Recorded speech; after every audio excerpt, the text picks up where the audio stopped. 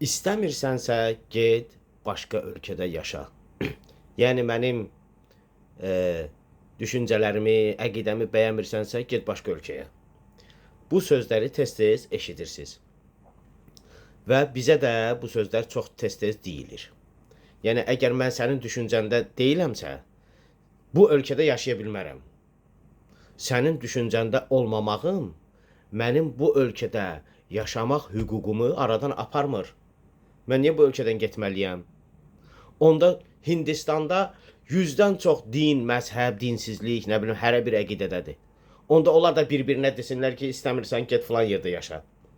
Bəs tolerantlıq, bəs dini dözümlülük və bunlar nə üçündür?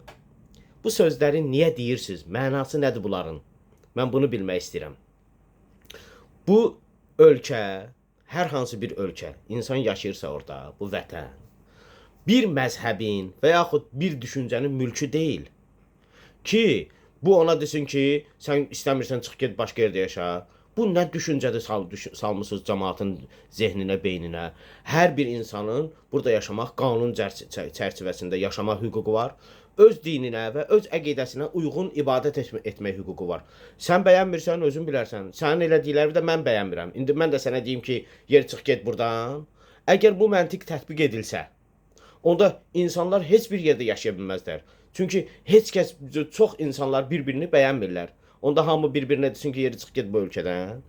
Bəs biz bir-birimizlə bir yerdə yaşamağı öyrənməliyik. Xoşumuza gəlməsə də, biz bir-birimizin əqidəsinə, dinsizliyinə, nə bilim, dininə dözümlülük göstərməliyik. Və Hindistandakılar neynəsin?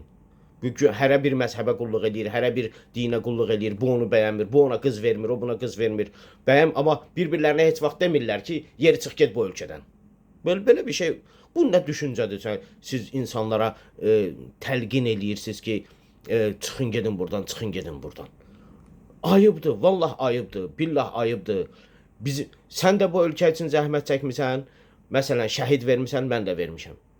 Mən də övladımı hərbi xidmətə göndərirəm, sən də göndərirsən. Mən də bu ölkənin suyundan içirəm, sən də içirsən. Mən də bu ölkənin qanunlarına riayət edirəm, sən də riayət edirsən. Qanun pozmuram, bir şey eləmirəm. Mən niyə bu ölkədən getməliyəm? Lap qanunu pozanlar belə niyə ölkədən getməlidir? Onun üçün cəza qanunları var.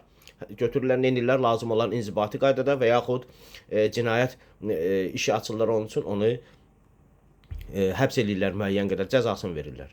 Da ölkədən getmək nədir? Bu nə düşüncədir? Bu nə təfəkkürdür? İstəmirsiniz, çıxın, gedin, filan yerdə yaşayın. Niyə istəmirsiniz? İstəyirik, bəli, burada yaşamaq istəyirik biz. Biz də sizi istəmirik, onda siz də çıxın, gedin, filan yerdə yaşayın. Deyirik, demirik. Niyə? Çünki biz dini dözümlülüyə sahibik, amma siz bunu qəbul edə bilmirsiniz. Çünki siz çox zəifsiz.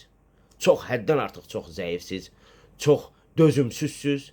Ona görə də bu sözləri dilinizə gətirirsiniz. Nə deyim vallah? Allah axırımızı xeyir eləsin.